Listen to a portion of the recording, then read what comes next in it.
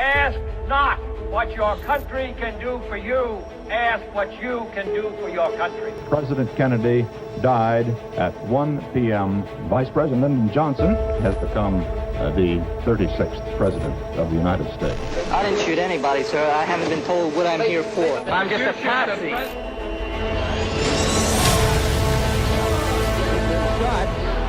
Shot. Lee Oswald has been shot. Supporters of Israel's nuclear weapons program were in fact involved in the JFK assassination. There's only one person in the world that John Kennedy trusted unequivocally, and that was Robert Kennedy. Obviously I was there, but I don't remember any of that.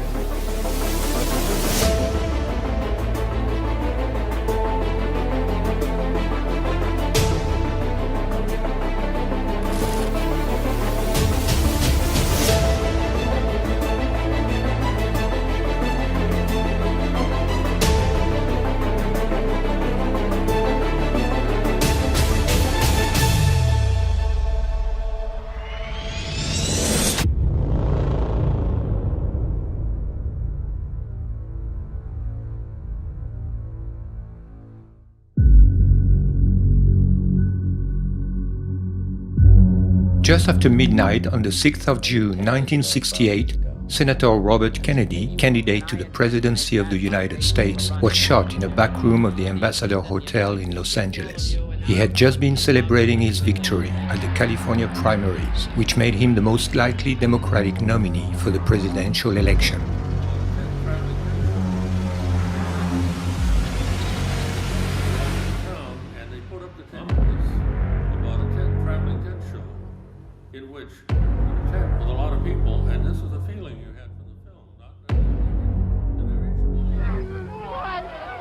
Robert would probably have won against the Republican candidate Richard Nixon.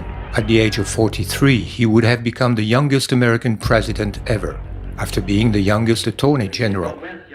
His death opened the way for Richard Nixon, who could finally become president 8 years after being beaten by John F. Kennedy. John had been assassinated 4 years and a half before Robert. Had he survived, he would probably have been president until 1968, and his brother might have succeeded him. Instead of that, John's vice president, Lyndon Johnson, took over the White House in 1963. He became so unpopular that he retired in 1968. Interestingly, Johnson became president the very day of John's death and ended his term a few months after Robert's death. He was in power at the time of both investigations. Both investigations are widely regarded as cover-ups. In each case, the official conclusion is rife with contradictions. We are going to sum them up in this film, but we will do more. We will show that the key to solving both cases resides in the link between them, and we will solve them beyond a reasonable doubt. Strangely, we rarely hear about the Kennedy assassinations as a plural. John's death in 1963 and Robert's in 1968 are generally treated as two unconnected tragedies, rather than as serial murders. When both killings are connected, it is by the nonsensical notion of a curse on the Kennedy family, rather than by the hypothesis of a common commissioner. This theme of the Kennedy curse, in which is included the plane accident that cost the life to John Kennedy Jr., is often associated to the alleged sins of John and Robert's father, Joseph Kennedy. A more rational explanation must take into account that John and Robert were more than just brothers. They were connected by an unshakable loyalty. All Kennedy biographers stress the absolute dedication of Robert to his elder brother. Robert had successfully managed John's campaign for the Senate in 1952, then his presidential campaign in 1960. John was deeply grateful for his support. Great appreciation to my brother Bobby, who has directed all our primary campaigns and the organization in all of them, as he did in my campaign for the Senate in 1952, and of course he has been the most essential figure. At the White House, John made Bobby not only his Attorney General, but also his most trusted advisor, even on matters of foreign or military affairs. He insisted, for example, on having him nearby during the whole Cuban Missile Crisis in October 1962. Traditionally, attorneys general have nothing to do with foreign policy. But after the Bay of Pigs, John Kennedy really wanted Bobby by his side, helping him to make the decisions on everything. Because there was only one person in the world that John Kennedy trusted unequivocally, and that was Robert Kennedy. Robert and John's communion of spirit struck their collaborators. No sooner did one of them begin a sentence than the other knew what he was saying. They understood each other so well that they talked in a kind of shorthand. Yet, Robert was very different from John. He was a sincerely religious man, devoted to his family. He had got married at the age of 24, long before his elder brother. With his wife Ethel, also a devout Catholic, he fathered 11 children. My mother and my father shared a belief that we are on earth for a short period of time, and that we are actually children of God. We prayed every night that John Kennedy would be the best president ever, and that my father would be the best attorney general ever. What John most appreciated in Robert was his sense of justice and the integrity of his moral judgment. It is Robert, for example, who encouraged John to fully endorse the cause of the Black civil rights movement. We are confronted primarily with a moral issue. It is as old as the scriptures and is as clear as the American Constitution. The heart of the question is whether all Americans are to be afforded equal rights and equal opportunities, whether we are going to treat our fellow Americans as we want to be treated. It was probably the first time in the history of our country that an American president would say that the question of civil rights, the question of race, was a moral issue. And he had the encouragement of Robert Kennedy to push him in this direction. Robert Kennedy was learning. He was growing. He said to me, "John, I now understand the young people have educated me." And you can see it, you can feel it. And Robert Kennedy, during that period, became so convinced, not just as a politician, not just as the Attorney General, but as a human being, that it was time for there to be some major steps to end racial discrimination in America. Robert neither possessed John's charisma nor his ambition. After John's death, he felt that his brother's coat, which he had literally worn during his first month of mourning, was too big for him. When he finally decided to run for president in 1968, it was out of a sense of destiny to take up the torch of his brother's legacy. Robert knew that he was, in the eyes of millions of Americans, the legitimate heir to the murdered king, as well as his avenger. His public appearances led to displays of enthusiasm never seen before for a presidential candidate, and his total lack of concern for his own security only increased his prestige.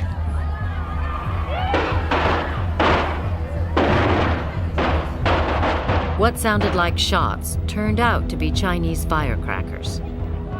Bobby flinched, then went right on campaigning.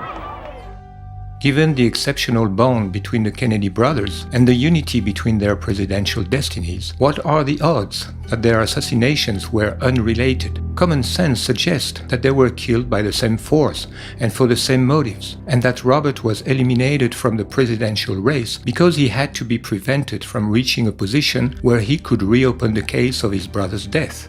Was there in 1968 any objective reason to believe that he intended to do that? That is the first question we must answer.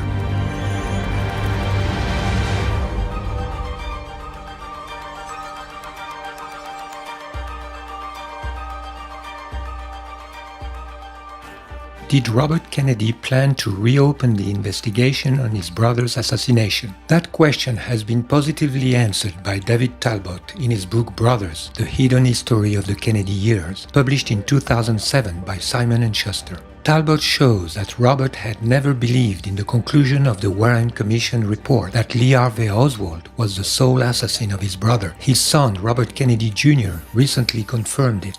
Knowing what to expect from Johnson, Robert had refused to testify before the Warren Commission, but he was compelled to write a statement saying that he knew of, quote, no credible evidence to support the allegations that the assassination of President Kennedy was caused by a domestic or foreign conspiracy, end of quote.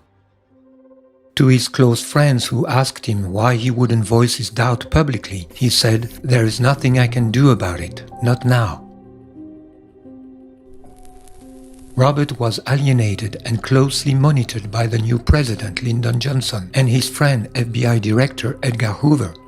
Although still officially Attorney General, he knew he was powerless against the forces that had killed his brother. Yet, Robert lost no time to start his own investigation.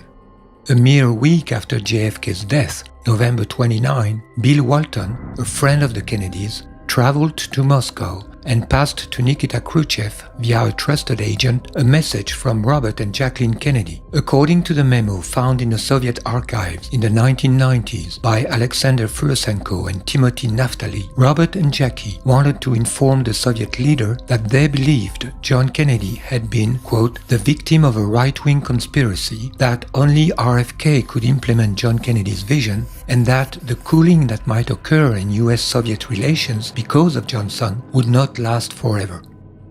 At the same time, Robert started his own investigations. He first asked CIA Director John McCone, a Kennedy friend, to find out if rogue agents within the agency had anything to do with the plot. Then, in March 1964, suspecting a vengeance from organized crime, he contacted mobster Jimmy Hoffa, his sworn enemy, whom he had battled for 10 years, and whom he suspected of having taken revenge on his brother.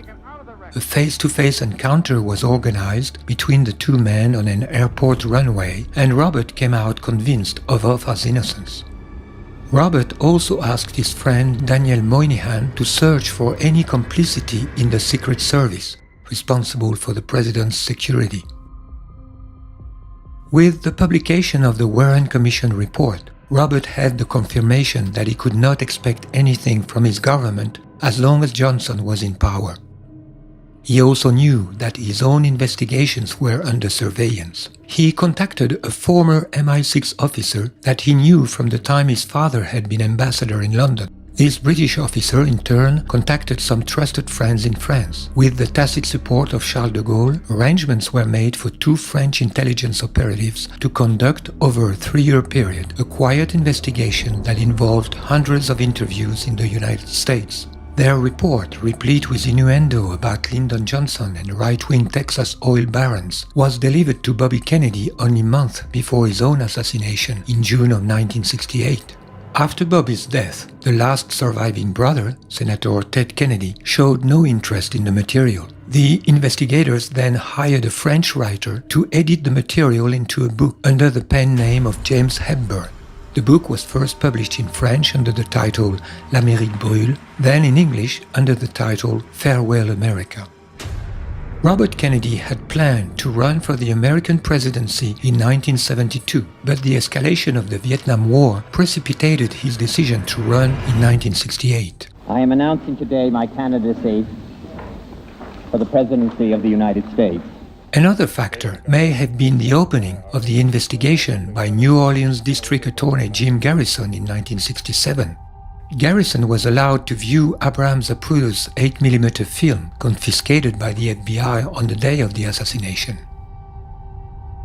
This film, despite evident tampering, shows that the fatal shot came from the front of the president, and therefore not from the schoolbook depository located behind him, where Oswald was supposed to be shooting from. I looked at the wound again. I wanted to know and remember this the rest of my life. And the rest of my life, I will always know he was shot from the front. The Warren Commission investigation concluded the shots came only from behind. Dr. Crenshaw says they're wrong. The bullet struck about where and passed about where? From here, right, through. Although the official report suppressed their testimonies, many witnesses said that shots were fired from behind a fence on what is known as the grassy knoll, which was on the right front of the limousine at the moment of the shooting. Pourtant, au cours de son enquête, la commission Warren a écarté toutes les preuves de coups de feu provenant du Grassy Knoll. Mais les témoignages sont là. The shot came from behind the wooden fence. There's no doubt whatsoever in my mind. Garrison would later claim that Robert gave him a discreet message of support through a common friend, letting him know that he was going to, quote, blow the whole thing wide open when he is president. Robert also confided to his friend William Atwood, then editor of Look magazine, that he, like Garrison, suspected a conspiracy, but that he couldn't do anything until he gets control of the White House. In conclusion, there can be little doubt that, had he been elected president, Robert Kennedy would have done everything possible to reopen the case of his brother's assassination in one way or another. This certainly did not escape John's murderers. They had no other option but to stop him. This first conclusion is a sufficient reason to conduct a comparative analysis of both Kennedy assassinations in search of some converging clues that might lead us on the track of a common mastermind. Let us begin with Robert's assassination, and let us first focus on the very special profile of his alleged killer.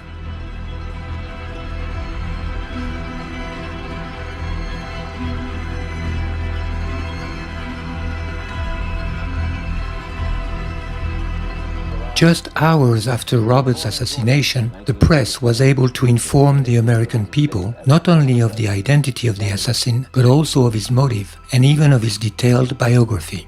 24-year-old Sirhan Bishara Sirhan was born in Jordania and had moved to the United States when his family had been expelled from West Jerusalem in 1948. After the shooting, a newspaper clipping was found in Sirhan's pocket, quoting a favorable statement made by Robert Kennedy regarding the selling of military aircrafts to Israel.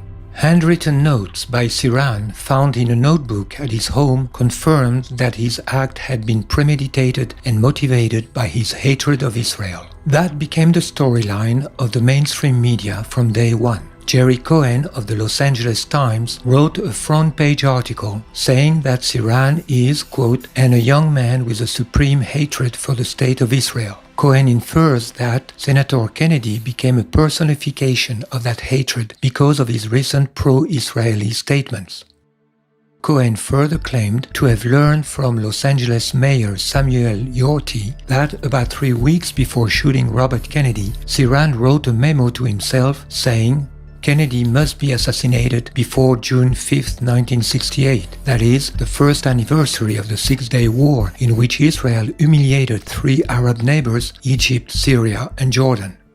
After September 11, 2001, Americans were reminded of Sirhan as a precursor of Islamic terrorism on the American soil, and his act was installed into the War on Terror mythology and propaganda. In a book entitled The Forgotten Terrorist, Mail Ayton, who specializes in debunking conspiracy theories, claims to present, quote, a wealth of evidence about Sirhan's fanatical Palestinian nationalism and to demonstrate that Sirhan was the lone assassin whose politically motivated act was a forerunner of present-day terrorism, end of quote. In 2008, on the occasion of the 40th anniversary of Bobby's murder, the Jewish Daily Forward wrote, Robert Kennedy was the first American victim of modern Arab terrorism. One cannot help but note the parallel between Kennedy's assassination and the terrorist attacks of September 11, 2001. In both tragic cases, Arab fanaticism reared its ugly head on American soil, irrevocably changing the course of events in this country. End of quote.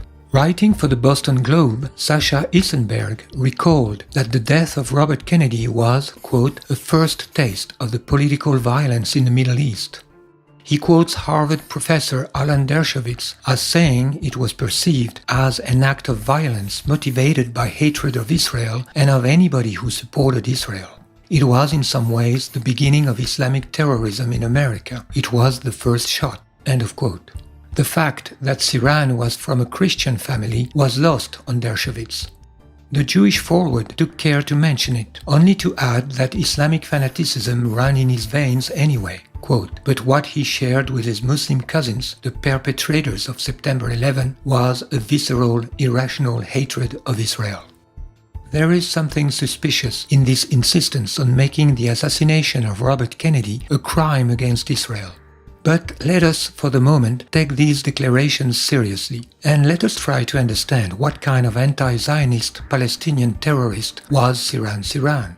While studying his case more closely, perhaps we can learn something about the very nature of the Arab terrorism that has now become a familiar leitmotif of the mainstream narrative in our post-9/11 world. The first question is, did Sirhan really kill Robert Kennedy?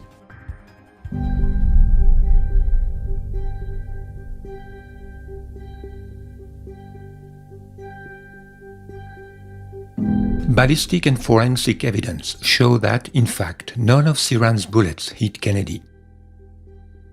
According to the autopsy report of Chief Medical Examiner Dr. Thomas Noguchi, who confirms it in his memoirs, Robert Kennedy was hit by 3 bullets, while a 4th went through his coat.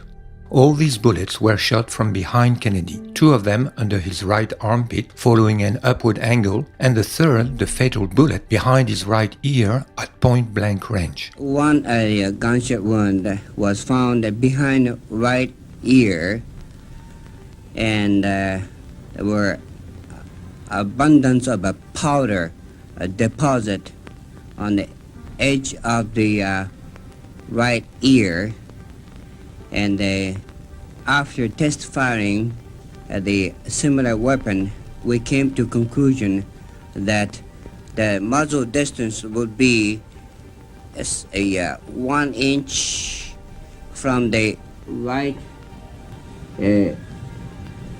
ear edge and no more than 3 inches. Yet, the sworn testimonies of 12 witnesses established that Robert had never turned his back on Sirhan and that Sirhan was 5 to 6 feet away from his target when he fired. Moreover, Sirhan was physically overpowered by Karl Uecker after his second shot, and although he continued pressing the trigger mechanically, his revolver was then not directed towards Kennedy. By tallying all the bullet impacts in the pantry and those that wounded 5 people around Kennedy, it can be established that at least 12 bullets were fired, while Sirhan's gun carried only 8. Finally, a computer analysis of audio recordings during the shooting, made by engineer Philip van Praag in 2008, confirms that 2 guns are heard. 13 shot sounds over a little bit over a 5-second interval of time. There are 2 shots and then a pause of about 1 1/3 seconds, and then a flurry of succeeding shots. The primary point that people need to recall is that the capacity of Sirhan's gun was 8 shots. He did not have time to reload. And so anything more than 8 shots proves there had to be a second gun firing within that kitchen pantry, period. We have strong evidence based upon this audio tape of 13 shots, 2 double shots, the make and the model of the gun, and the directionality of those shots into the back of Robert Kennedy. All this evidence has been gathered by attorney William Pepper in a 58-page file submitted in 2011 to the Court of California with a request that Sirhan's case be reopened. Bob was hit with 4 bullets were fired at him from the rear now. 2 went through, 1 through the shoulder pad and 1 through the chest cavity that lodged in a ceiling tile that was actually behind Sirhan, where Sirhan was standing.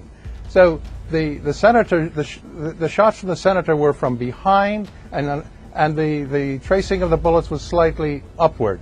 So that's where the assassin was firing, and that's where he was standing behind the senator. And we have a view as to who that person was, but a good deal more probing and evidentiary work has to be done. If Sirhan did not kill Robert Kennedy, then who did? The presence of a second shooter was indicated by several witnesses and reported on the same day by a few news outlets. En ce qui concerne les agresseurs, ici à Paris, d'après les informations que nous transmettent les agences de presse, on dit qu'il y en aurait 2. There are strong suspicions that the second shooter was Thane Eugene Caesar, a security guard hired for the evening by the Hotel Ambassador owned by Meyer Schein. Caesar was stuck behind Kennedy at the time of shooting. Several witnesses saw him draw his pistol, and one of them, Don Schulman, positively saw him fire. As we were slowly pushed forward, another man stepped out, and he shot. Just then the guard, who was standing behind Kennedy, took out his gun, and he fired also. The next thing I knew is that Kennedy was shot 3 times. Now, how far was Sirhan from Senator Kennedy at the time? I would say approximately from 3 to 6 feet. Where was this guard who was firing his gun? He was standing directly to the side and back of Kennedy. On what side? He was standing on the right-hand side. Contract killer could not find a more efficient and concealed position to do his deed. First, a clear opening to shoot at the heart, with little chance to be seen by witnesses situated either in front of or behind the victim. Then another opportunity for a concealed coup de grace in the back of the head as the victim slumps to the floor. Incredibly, Caesar's weapon was never examined, and he was never interrogated, even though he did not conceal his hatred for the Kennedys. He told police he had sold his .22 3 months before the assassination. A receipt proves that it was sold after the assassination. The person who made out this receipt confirmed Caesar told him at the time of the sale, "Be careful of this weapon, it was involved in a police shooting." He was the obvious first suspect. The police brushed him off and never investigated him further. Even if we assume that Sirhan was the assassin of Robert Kennedy, another aspect of the case raises question. According to several witnesses, Sirhan seemed to be in a state of trance during the shooting and in a state of disorientation just after. More importantly, Sirhan has always claimed that he has never had any recollection of his act, even though, on the suggestion of his attorney, he admitted to have done it. For this, he was sentenced to death penalty.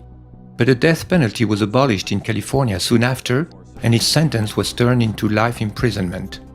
50 years after the fact, Sirhan continues to claim, However, I not only have never been able to remember what happened in that place at that time, but I have not been able to remember many things and incidents which took place in the weeks leading up to the shooting. What do you remember about the shooting, if you're willing to talk about that? I was there, but I don't remember the exact moment. I don't remember pulling my gun out of my body or whatever it was located, and I don't remember aiming it at any human being. I don't remember any of that. Since 1968, several psychiatric analyses, including lie detector tests, have confirmed that Sirhan's amnesia is not faked. Therefore, experts in hypnosis and mental manipulation believe that Sirhan has been submitted to hypnotic programming. It was obvious that he had been programmed to kill Robert Kennedy and programmed to forget that he'd been programmed.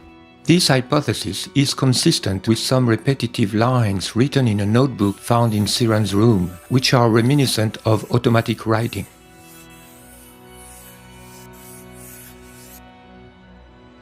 In 2008, Harvard University professor Daniel Brown, a noted expert in hypnosis and trauma memory loss, interviewed Sirhan for a total of 60 hours. And concluded that Sirhan, who belongs to the category of high hypnotizables, acted involuntarily under the effect of hypnotic suggestion. His action of firing the gun was neither under his voluntary control nor done with conscious knowledge, but is likely a product of automatic hypnotic behavior and coercive control. End of quote. During his sessions with Dr. Brown, Sirhan could remember having been accompanied by an attractive woman before suddenly finding himself in a shooting range with a weapon he did not know. According to Brown's report, quote, Sirhan responded to a specific hypnotic cue given to him by that woman to enter range mode, during which Sirhan automatically and involuntarily responded with a flashback that he was shooting at a firing range at circled targets. End of quote. Months after Sirhan recalled these details, attorney William Pepper was able to prove that, just days before the assassination, Sirhan had visited a firing range accompanied by an unknown instructor and had signed the register.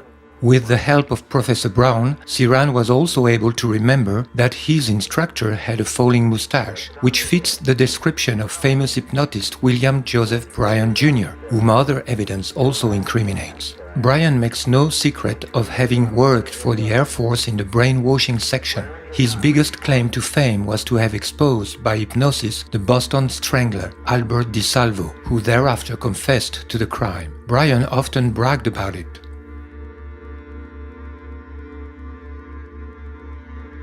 This is significant because in the notebook found at Ciran's home that Ciran recognized to be in his own handwriting, but that he cannot remember having written, we find this: God help me, please help me, Salvo, Di Salvo, Di Salvo. It is surmised that he heard the name while under hypnosis. You have to have the person locked up physically, so you have control over them. You have to use a certain amount of physical torture involved.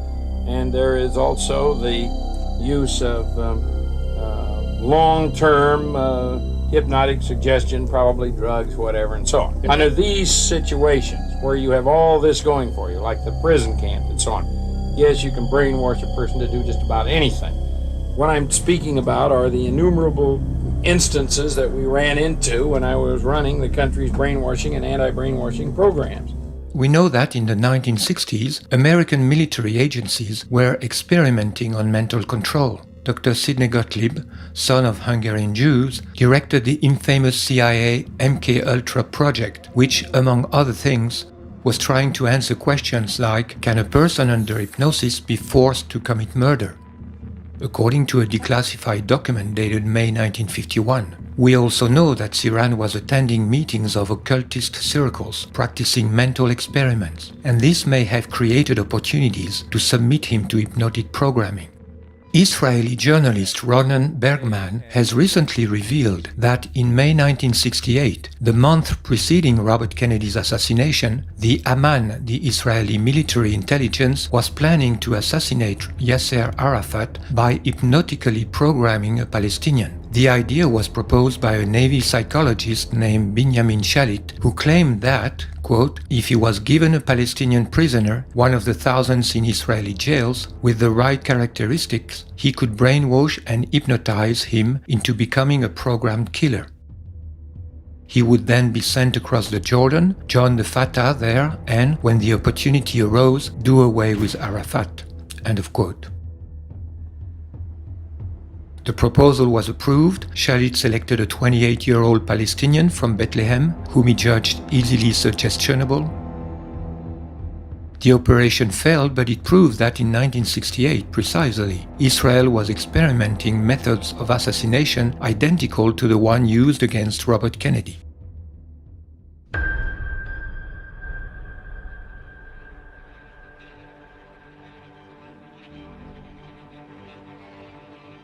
In the hypothesis that Ciran has been manipulated, the question is, why him? Who had an interest in having people believe that Robert was killed by a fanatic Palestinian motivated by hatred of Israel? Israel, of course. But then we are faced with a dilemma. For why would Israel kill Robert Kennedy if Robert Kennedy was supportive of Israel? That would logically exclude Israel from the list of suspects. The dilemma rests on a misleading assumption, which is part of the deception. In reality, Robert Kennedy was not pro-Israel. He was simply in an electoral campaign. As everyone knows, a few good wishes and empty promises to Israel are an inescapable ritual in such circumstances. Robert's statements did not exceed the minimal requirements. It is claimed that Ciran had in his pocket a newspaper clipping from the May 27 issue of Pasadena's Independent Star News, mentioning that Robert Kennedy had declared in an Oregon synagogue, quote, the United States should, without delay, sell Israel the 50 Phantom jets she has so long been promised, end of quote. But the author of this article, David Lawrence, underlined how little credit should be given to Robert's electoral promises. His article, entitled Paradoxical Bob, began like this: presidential candidates are out to get votes, and some of them do not realize their own inconsistencies.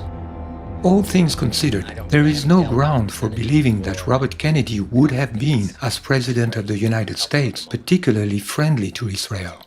The Kennedy family, proudly Irish and Catholic, was not known to be very appreciative of Jews. Joe Kennedy had been notoriously critical of Jewish influence during the Second World War. While ambassador in London from 1938 to 1940, he had supported the appeasement policy of British Prime Minister Neville Chamberlain toward Hitler. When Roosevelt was about to enter the war, he had resigned and declared that he intended, quote, to devote my effort to what seems to me the greatest cause in the world today, to help the president keep the US out of the war, end of quote. During John's presidential campaign, Menahem Begin's party, Erut, wondered publicly if the father, Joe Kennedy, quote, did not inject some poisonous drops of anti-Semitism in the mind of his children, end of quote. In his Pulitzer Prize-winning book Profiles in Courage, published in 1956, Kennedy had declared his admiration for Senator Robert Taft, who, by calling the Nuremberg military trials of 1946 a shameful parody of justice, had sacrificed his political future. We will talk later about John Kennedy's tense relationship with the State of Israel. As for his brother, he had not been in his brother's government a particularly pro-Israel Attorney General. He had infuriated Zionist leaders by supporting an investigation led by Senator William Fulbright of the Senate Committee on Foreign Relations, aimed at registering the American Zionist Council as a foreign agent, subject to the obligations defined by the Foreign Agents Registration Act of 1938, which would have considerably hindered its efficiency. After the assassination of John Kennedy, the American Zionist Council escaped this procedure, and its lobbying division, the American Israel Public Affairs Committee, AIPAC, became the most powerful lobby in the United States and an indispensable instrument for the corruption and intimidation of American elected officials and for the control of American foreign policy. It was Nicholas Katzenbach, whom Johnson put at the head of the Department of Justice to replace Robert Kennedy, who buried the case against the American Zionist Council. Katzenbach is also known as having strongly recommended to the new president Lyndon Johnson a commission of inquiry to establish as soon as possible that Oswald was the only assassin of Kennedy.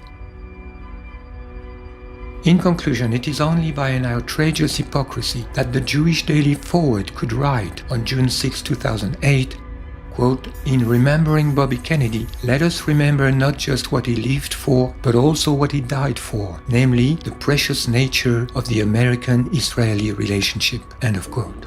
Robert Kennedy's death had not been a bad thing for the American-Israeli relationship. As a US president, would Robert have saved Israel from disaster in 1973, like Nixon and Kissinger, by providing her with unlimited military support against Egypt? It is unlikely. Rather, Robert Kennedy was a great loss for the Arab world, as had his brother John before him. Of course, the fact that the Zionist media lied when granting Robert Kennedy some kind of posthumous certificate of goodwill towards Israel, and thereby provided Israel with a kind of fake alibi, is not a sufficient reason for accusing Israel of having murdered Robert. Even the fact that the masterminds of the plot chose as their programmed instrument an anti-Zionist Palestinian, and thereby stirred a strong anti-Palestinian feeling among Americans at the same time as getting rid of Robert, does not prove that Israel was involved. What is lacking for a serious presumption is a plausible motive, and the motive of Robert's assassination, as we said before, must be found not in what Robert was declaring publicly during his campaign, but rather in what he confided only to his close friends, his intention to reopen the investigation on his brother's death. What would an unbiased investigation conducted under the supervision of Robert in the White House have revealed? This is what we must now determine.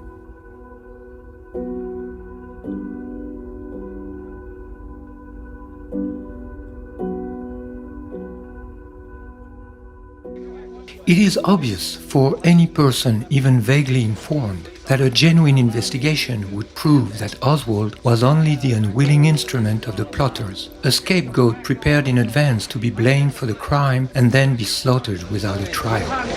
I'm just a patsy.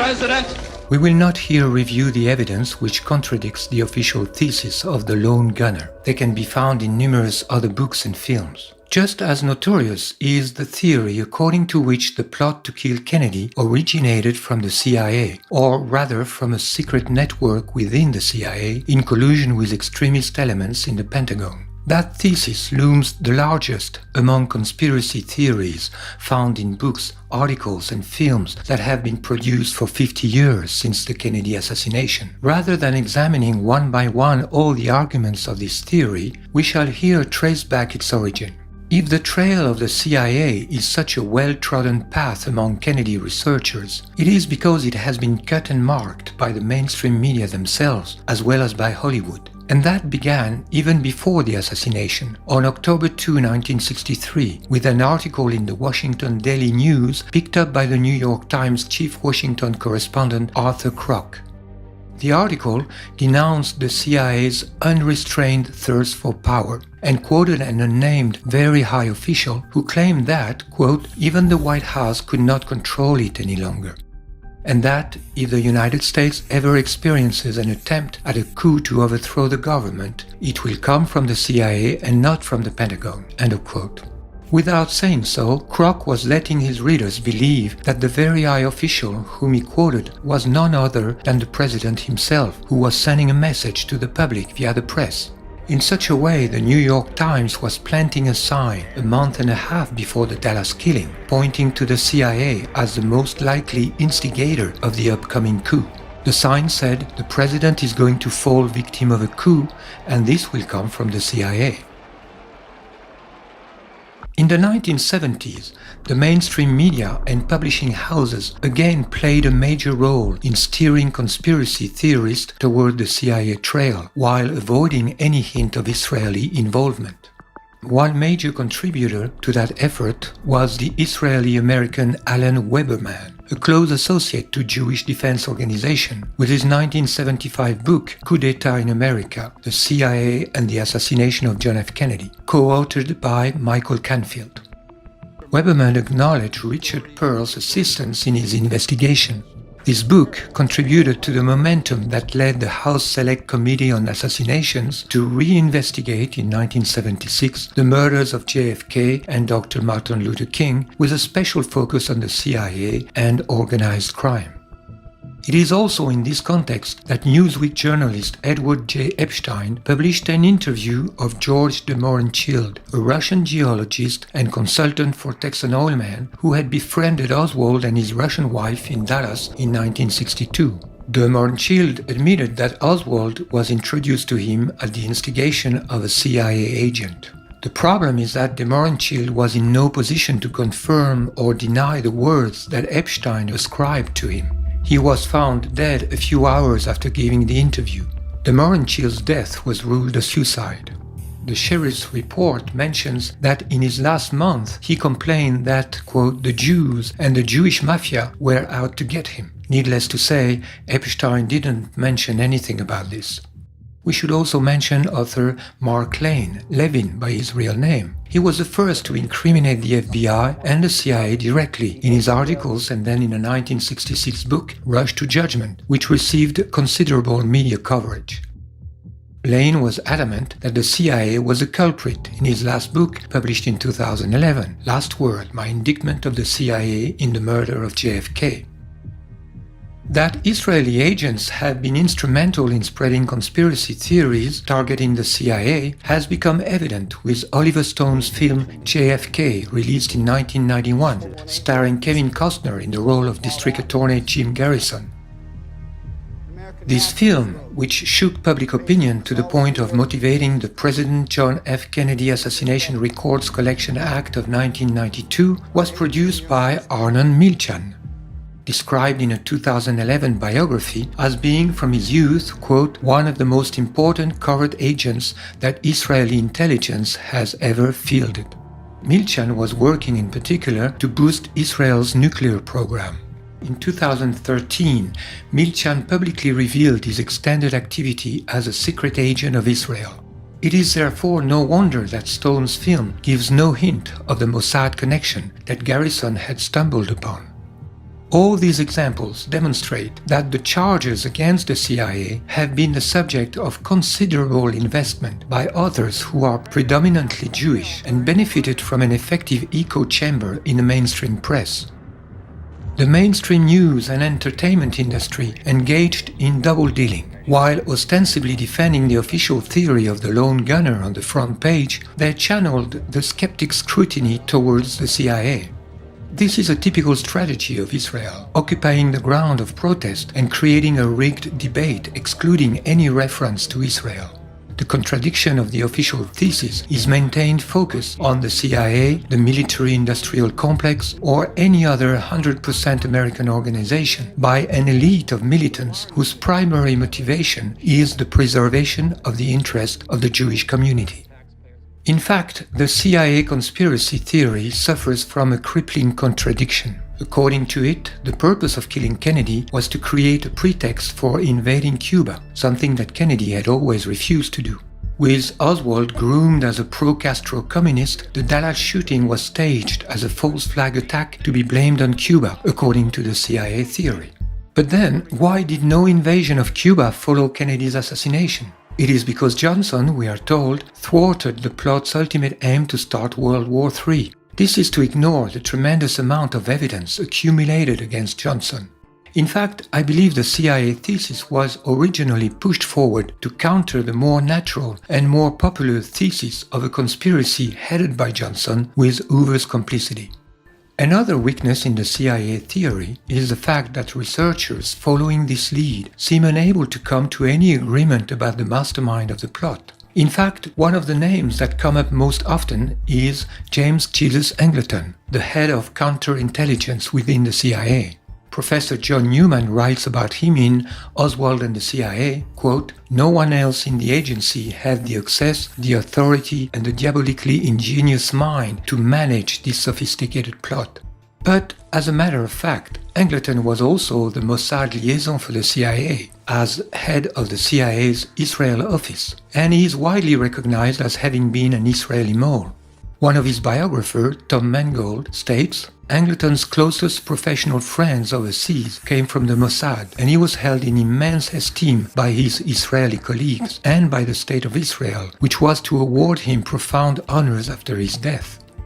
Moreover, it has been revealed by reporter Joe Trento of the Sunday News Journal that it was Angleton himself who, in the 70s, played a key role in keeping the CIA under scrutiny by leaking to the press a secret memo he had written himself about the embarrassing presence of CIA agent Howard Hunt in Dallas on November 22, 1963.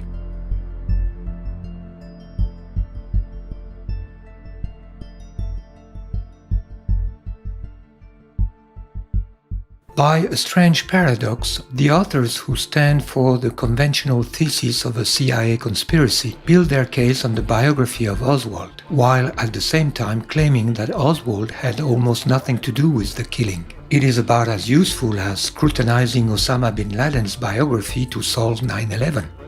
If Oswald was just a patsy, as he claimed, the quest for the real culprits must logically begin by investigating the man who shot Oswald 2 days after his arrest in the Dallas police station,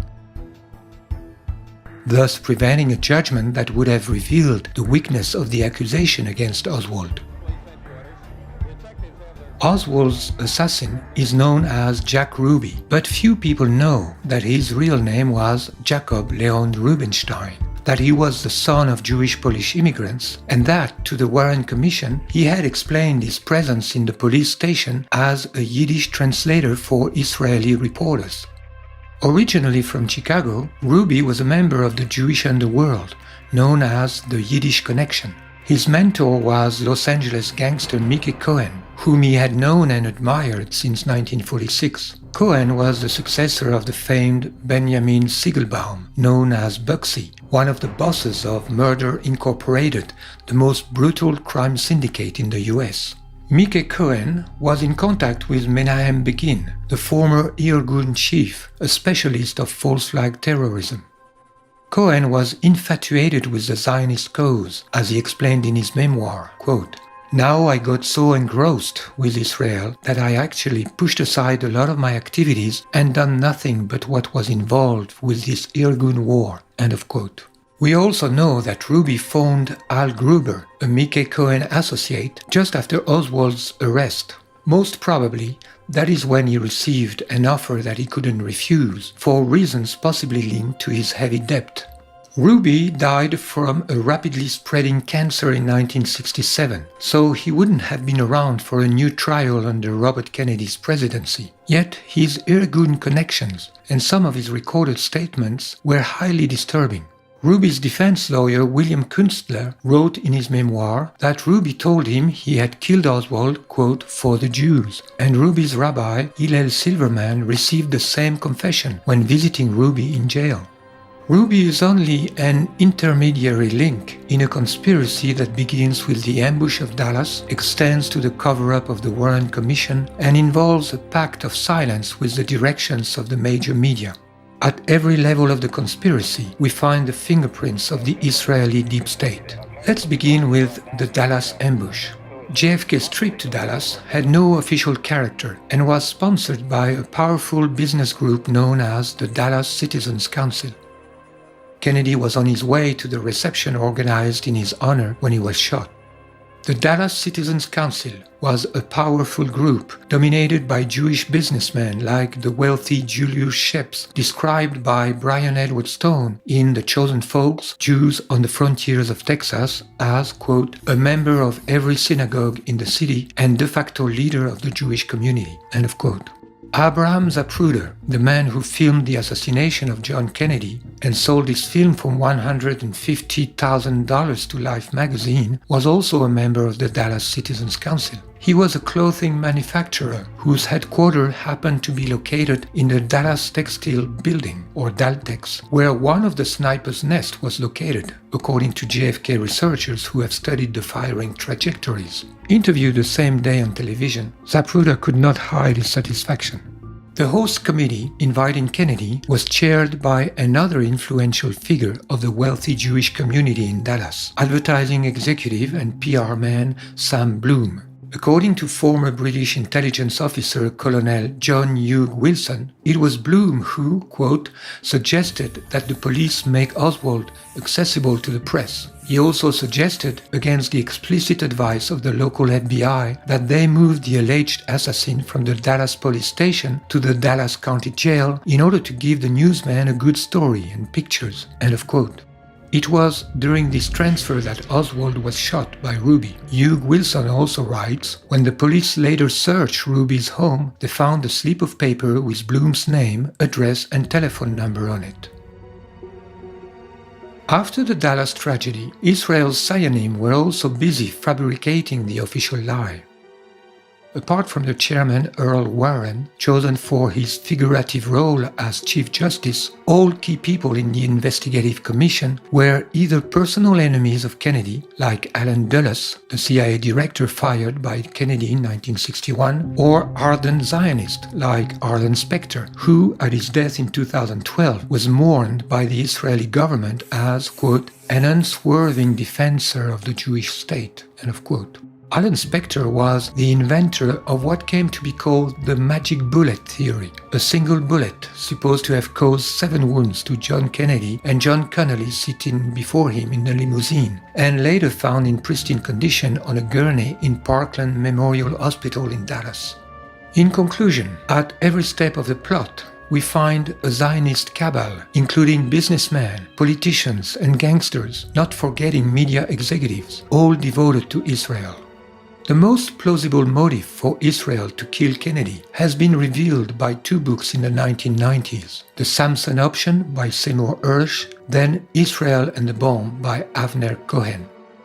And the lead has been followed up in 2007 by Michael Karpin in The Bomb in the Basement.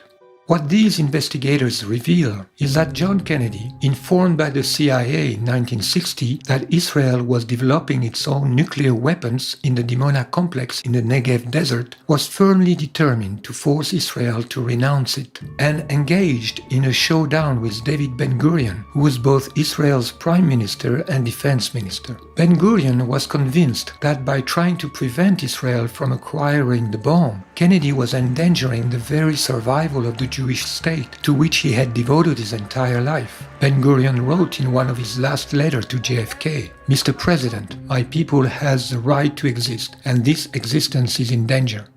Kennedy, however, remained unyielding.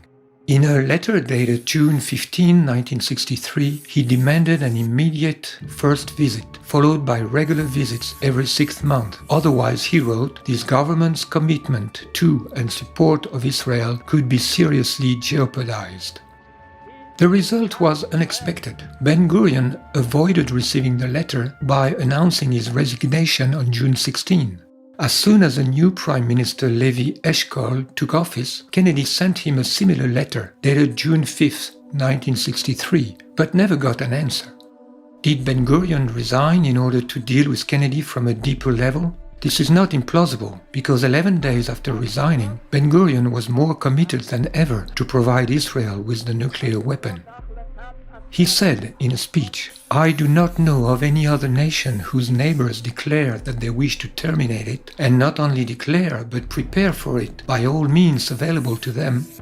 Our numbers are small, and there is no chance that we could compare ourselves with America's 180 million, or with any Arab neighboring state. There is one thing, however, in which we are not inferior to any other people in the world. This is the Jewish brain, and the Jewish brain does not disappoint. Jewish science does not disappoint. I am confident that science is able to provide us with the weapons that will serve the peace and deter our enemies." End of quote.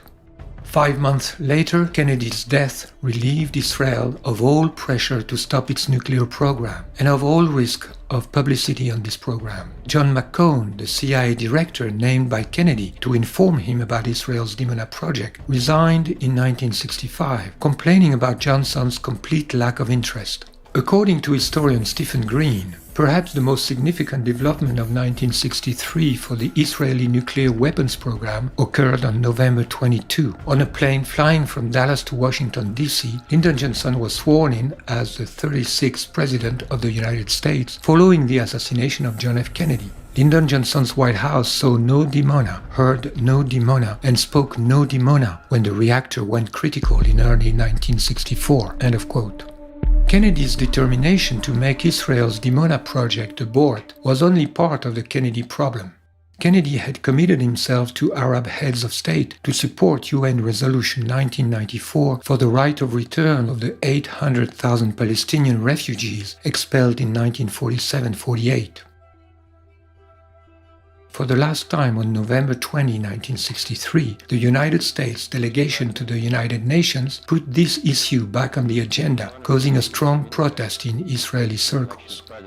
On top of that, since the first month of his presidency, Kennedy behaved very warmly toward Nasser, Israel's worst enemy. Historian Philip Muhlenbeck writes, while the Eisenhower administration had sought to isolate Nasser and reduce his influence through building up Saudi Arabia's King Saud as a conservative rival to the Egyptian president, the Kennedy administration pursued the exact opposite strategy.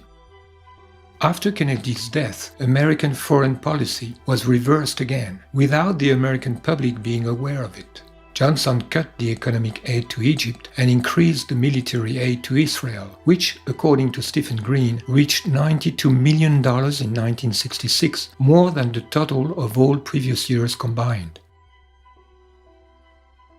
For 50 years, the Israeli trail in the Kennedy assassination has been smothered, and anyone who dares mention it is immediately ostracized. American Congressman Paul Findlay nevertheless wrote in March 1992 in the Washington Report on Middle East Affairs, "It is interesting to note that in all the words written and uttered about the Kennedy assassination, Israel's intelligence agency, the Mossad, has never been mentioned." End of quote. One single author has seriously investigated that trail, Michael Collins Piper, in his 1995 book Final Judgment, The Missing Link in the JFK Assassination Conspiracy. Piper was largely ignored by the mainstream of the Kennedy Truth movement, but his work has made a strong impact. In 2013, in his foreword to a collection of letters by Kennedy, including those addressed to Ben-Gurion about Dimona, Martin Sandler writes about Piper's work, "Of all the conspiracy theories, it remains one of the most intriguing." End of quote. It is in fact a theory widespread in Arab countries. Libyan leader Muhammad Gaddafi believed it. كندي الذي قرر أن يفتش مفاعل ديمونة وأصر على تفتيشه ليتأكد من أنه يصنع أسلحة ذرية وإلا لا، ورفض الإسرائيليون، وأخيرا أصر هو على التفتيش. كان المخرج من هذه الأزمة هو استقالة بن-غوريون، استقال حتى لا يوافق على تفتيش مفاعل ديمونة، وأعطى الضوء الأخضر بقتل كندي، وهكذا قتل كندي بسبب مفاعل ديمونة وإصراره على تفتيشه. بسبب إصراره على تفتيشه قتل كندي. On September 23, 2009, Gaddafi had the guts to demand a new investigation in front of the General Assembly of the United Nations. قضية تطرح في الجمعية العامة لابد أن نطلق صراحة.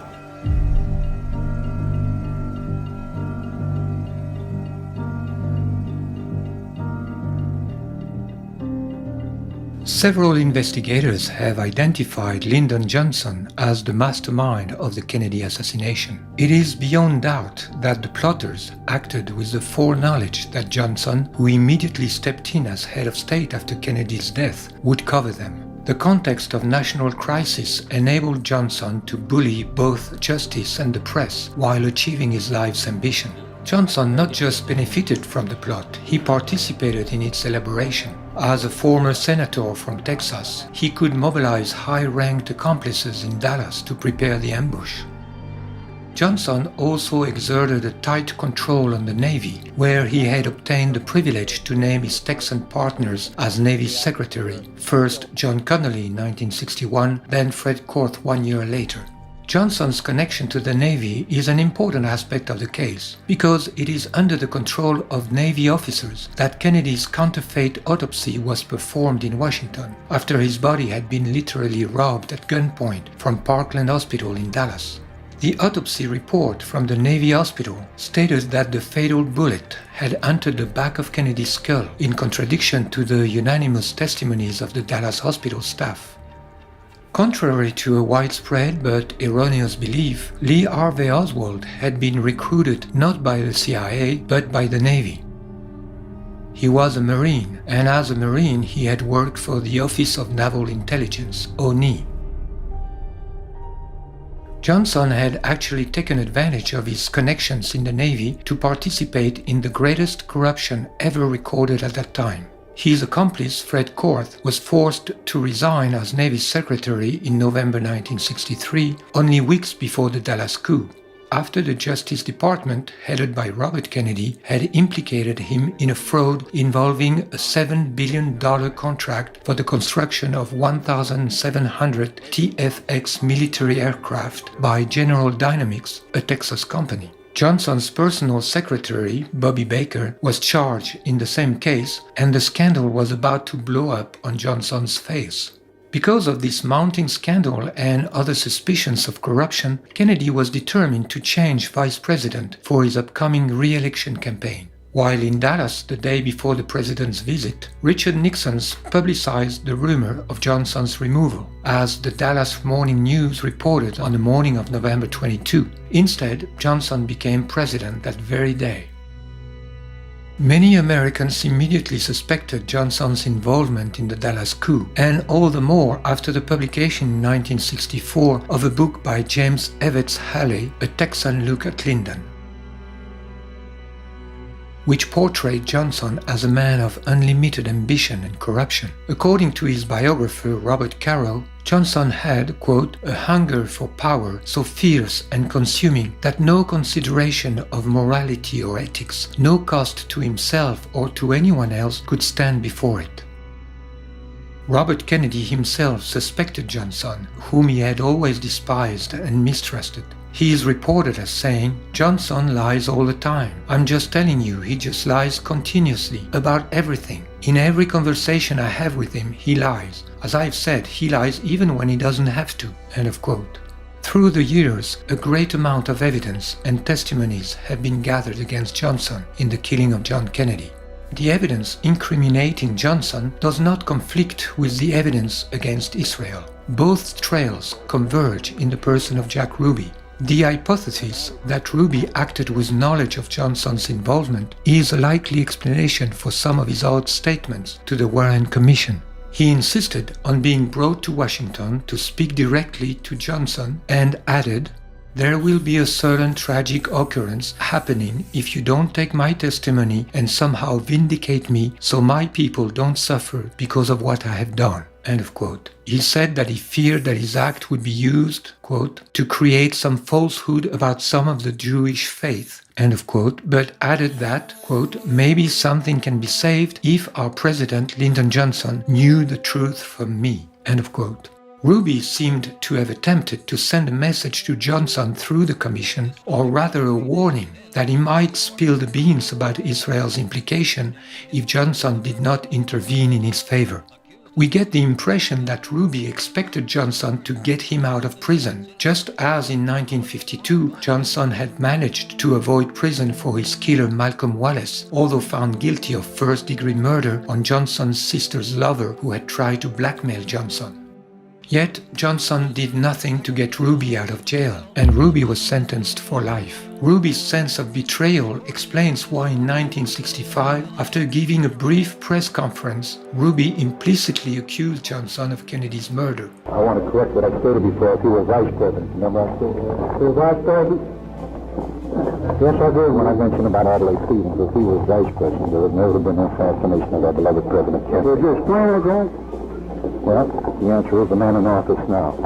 Ruby's full statement to the Warren Commission was leaked to journalist Dorothy Kilgallen and published in the New York Journal American in August 1964.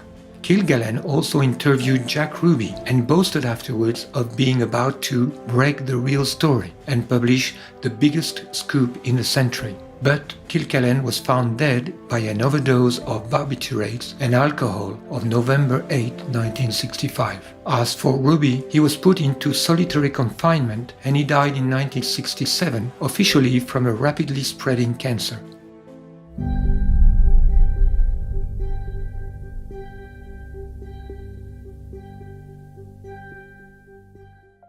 Jack Ruby is not the only element connecting Johnson to Israel. Far from it. In truth, Johnson had always been Israel's man. His electoral campaigns had been funded since 1948 by Zionist financier Abraham Feinberg, president of the fundraising organization Americans for Haggadah Incorporated, and a key financier in the Dimona project. It is the same Abraham Feinberg who, after the Democratic primaries in 1960, made the following proposal to Kennedy, as Kennedy himself reported to his friend Charles Bartlett. "We know your campaign is in trouble. We're willing to pay your bills if you let us have control of your Middle East policy." It was also two strong supporters of Israel, Washington Post publisher Philip Graham and his main columnist Joseph Alsop, who finally convinced Kennedy to take Johnson as his running mate. Most probably, they blackmailed Kennedy with proofs of his adulterous adventures, of which Edgar Hoover, a close friend of Johnson, was well informed. According to Evelyn Lincoln, Kennedy's personal secretary for 12 years, quote, Jack knew that Hoover and LBJ would just fill the air with womanizing, end of quote. Whatever the real nature of the blackmail, Kennedy once apologized to his assistant Hyman Raskin, saying, "You know, we had never considered Lyndon, but I was left with no choice. Those bastards were trying to frame me. They threatened me with problems, and I don't need more problems." And so it is that John was forced to choose Johnson as vice president by the Zionist network, despite the fierce opposition of his brother Robert. In 2013, Associated Press reported about newly released tapes from Johnson's White House office showing LBJ's personal and often emotional connection to Israel. An article from the Five Towns Jewish Times, running under the title "Our First Jewish President, Lyndon Johnson," elaborates on that end, and after recalling Johnson's continuous support of Jews and Israel in the 40s and 50s, then his role in the crafting of the pro-Israel UN Resolution 242 in November 1967, concludes, President Johnson firmly pointed American policy in a pro-Israel direction. In a historical context, the American emergency airlift to Israel in 1973, the constant diplomatic support, the economic and military assistance, and the strategic bonds between the two countries can all be credited to the seeds planted by LBJ. End of quote. The article also mentions that research into Johnson's personal history indicates that he inherited his concern for the Jewish people from his family. His aunt, Jessie Johnson Hatcher, a major influence on LBJ, was a member of the Zionist Organization of America. In an additional note, the article said, "The facts indicate that both of Lyndon Johnson's great-grandparents on the maternal side were Jewish. The line of Jewish mothers can be traced back 3 generations in Lyndon Johnson's family tree. There is little doubt that he was Jewish." End of quote. The Jewish and the Israeli press occasionally refer to Johnson's secret Jewishness and often remember with gratitude his Israel-friendly policy.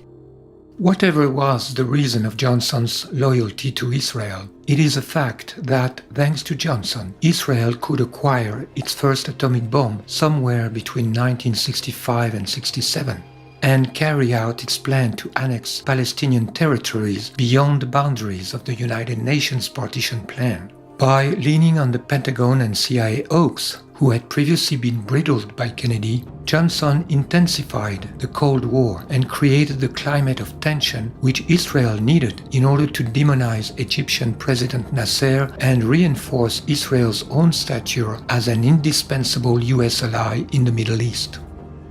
During the Six-Day War of 1967, Israel managed to triple its territory while creating the illusion of acting in legitimate defense to the applause of the American press. The lie could not deceive American intelligence agencies, but Johnson had given the green light to Israel's attack, and even authorized James Angleton of the CIA to give Israel the precise positions of the Egyptian air bases, which enabled Israel to destroy them in just a few hours. 4 days after the start of the Israeli attack, Nasser accepted the ceasefire request from the UN Security Council.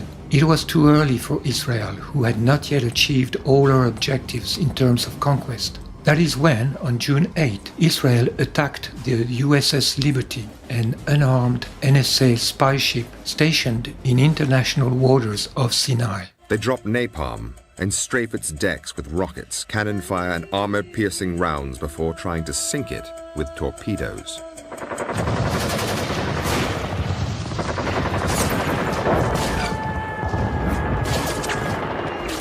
We had no way to defend ourselves, and it was just, we're just slaughtered. The ship was bombed, strafed, and torpedoed during 75 minutes by Israeli Mirage jets and 3 torpedo boats, while Johnson from the White House intervened to prohibit the nearby 6th Fleet from rescuing it. Even the lifeboats were machine-gunned. The attack would have been blamed on Egypt if it had succeeded, that is, if the ship had sunk and its crew had been exterminated. The operation would then have given Johnson a pretext for intervening on the side of Israel against Egypt. But it failed. the USS Liberty affair was suppressed by a commission of inquiry headed by Admiral John Sidney McCain II, father of John McCain III, who recently supported ISIS terrorists against Syria. Everyone in the national security team recommended arming ISIS. Johnson accepted Israel's spurious targeting error explanation. What's more, Johnson rewarded Israel by lifting the embargo on offensive military equipment. US-made tanks and aircrafts immediately flowed to Tel Aviv. This failed false flag attack is evidence of Johnson's secret complicity with Israel, implying high treason against his own country. Many of Johnson's closest friends and advisors were pro-Israeli, and they reported back to Tel Aviv on his every move. The Israeli story constantly shifted to counter whatever new intelligence the White House received. So sensitive were these communications that the Israelis used code names to protect the identity of their White House agents. But for the first time, the members of the ring can be named. Hamlet was a $1 million fundraiser for the Democrats. When he rang, Johnson took his calls. He was Abe Feinberg. Menashe was Arthur Goldberg, the U.S. ambassador to the United Nations. Harare was David Ginsburg, a high-profile Washington lawyer who also represented the Israeli embassy. Ilan was Supreme Court Justice Abe Fortas. Lyndon Johnson had dinner with him on the eve of the Six-Day War. The strategy worked. The U.S.-Israeli relationship proved to be stronger than the killing and injuring of more than 200 Americans.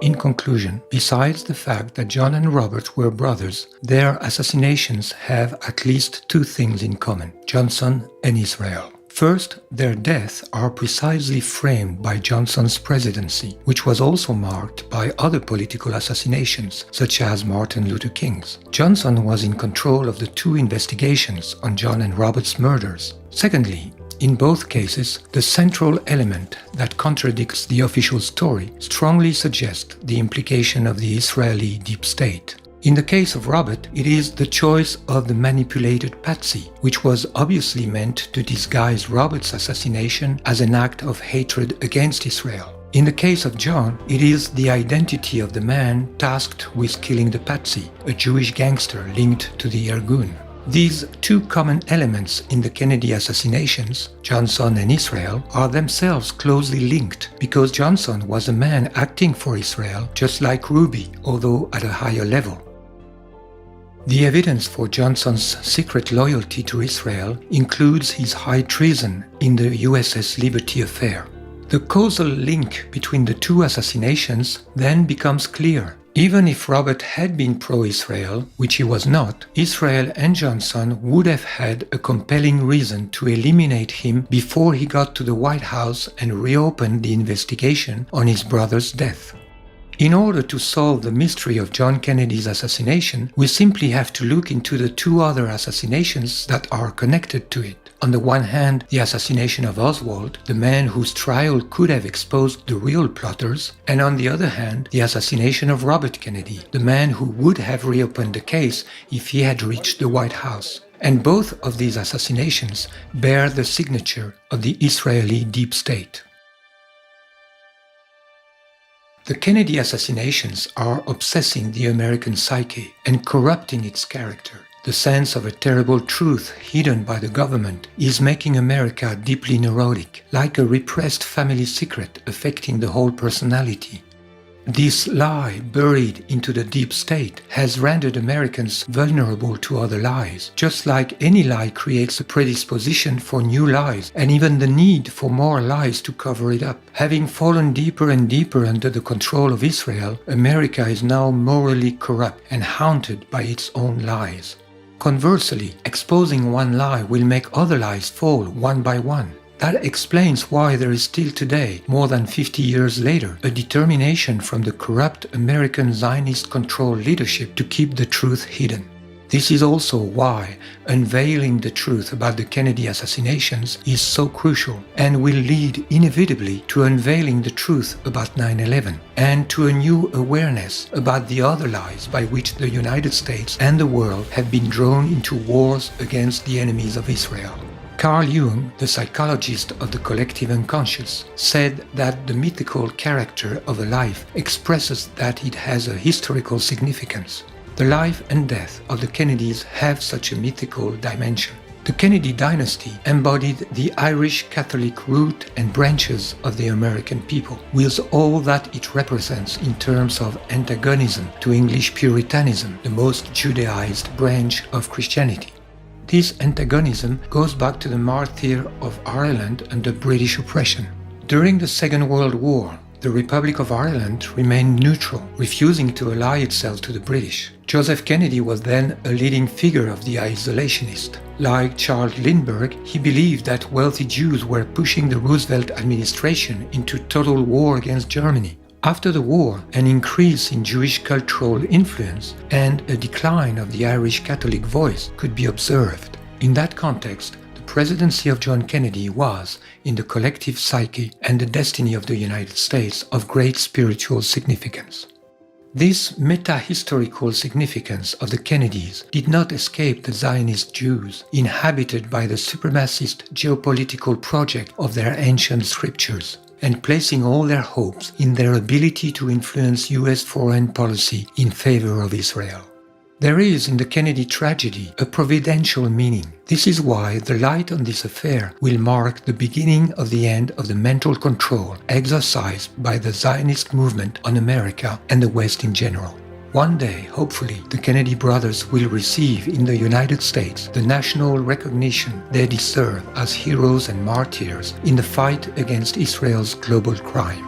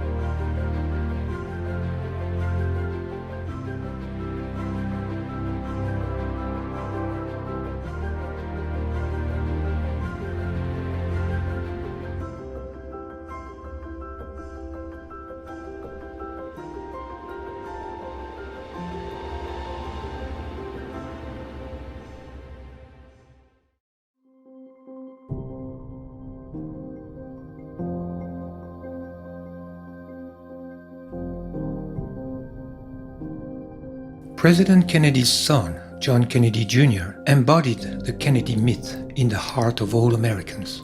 The route seemed traced for him to become president one day. He died on July 16, 1999, with his pregnant wife and his sister-in-law, when his private plane suddenly and mysteriously nose-dived into the ocean a few seconds after he had announced his approach on Martha's Vineyards Airport. John Jr. was literally born with the Kennedy presidency. From the minute he came into this world, he had been in the national spotlight. As Americans watched him grow up in the White House, they developed a strong affection for him. The iconic image of little John John saluting his father's coffin on the day of his 3rd birthday encapsulated a nation's grief and impressed on millions of Americans the dream of seeing him reclaim the Oval Office one day. For in the American collective psyche, the Kennedys represented royalty and JFK Jr. was the legitimate heir to the throne. In 1995, John launched his political magazine George. Under the appearance of superficiality, it engaged in controversial issues of deep politics that reflected John's interest for conspiracy issues. For example, in December 1996, George was the only mainstream magazine exploring the inconsistencies of the official report on the explosion of flight TWA 800 soon after leaving JFK International on July 17, 1996. The National Transportation Safety Board claimed it was an accident, although 375 witnesses saw one or two bright flare objects hit the plane, many of them believing it was a missile.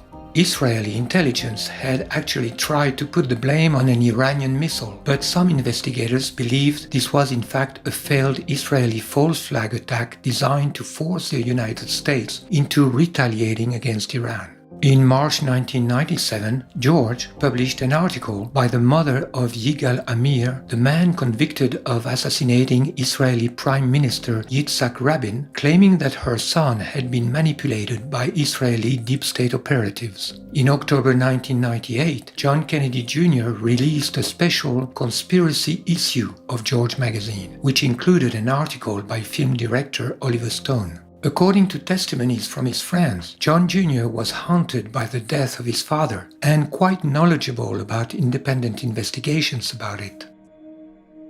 At age 39, John was preparing his entry into politics, and he was about to announce it publicly. He had also expressed to his friend his ambition to ultimately reach for the presidency. While trying to shield him from celebrity, his mother Jackie had raised him in the worship of his father and in the idea of his own presidential destiny. According to his biographers, in 1999, John had made up his mind to launch his political career. Given his personality and his immense popularity, he had high chances to make it to the presidency in less than 20 years. John Jr. would have started his political career in New York, the city he loved and that loved him. According to some of his friends, he would have aimed at the seat of governor in 2003. According to others, he had decided to run for the New York Senate seat in 2000. This is the seat that his uncle Bobby had occupied from 1964 to 1968, and that Daniel Moynihan, a former assistant to President Kennedy, was going to leave vacant in 2000. John's chances were great. According to his biographer Christopher Anderson, John's plan interfered with Hillary Clinton's. The Clintons, who were to leave the White House in January 2001, had just purchased a home in New York State, and Hillary was gearing up to run for the Senate as a stepping stone to her own presidential future. Hillary had never resided in New York State before, and her chances to beat John Jr. were very weak. John's death allowed her to win the seat. Has the American Zionist criminal deep state perceived the danger that John Jr. represented from the moment he started his political career? Many elements suggest that his death had not been an accident. Several witnesses testified having heard or seen his plane explode. Its sudden and steep fall cannot be explained as a pilot's error, as claimed by the official report. On the order of President Clinton, the rescue and recovery missions were conducted under national security conditions by the Navy, and the investigation was supervised by the same people in the National Transportation Safety Board who had falsified the investigation on TWA 800. Once the bodies were recovered, no autopsy was conducted. They were cremated and their ashes scattered at sea in a Navy ceremony, although this was not in the tradition of either families. John would certainly have wished to be buried beside his father and mother.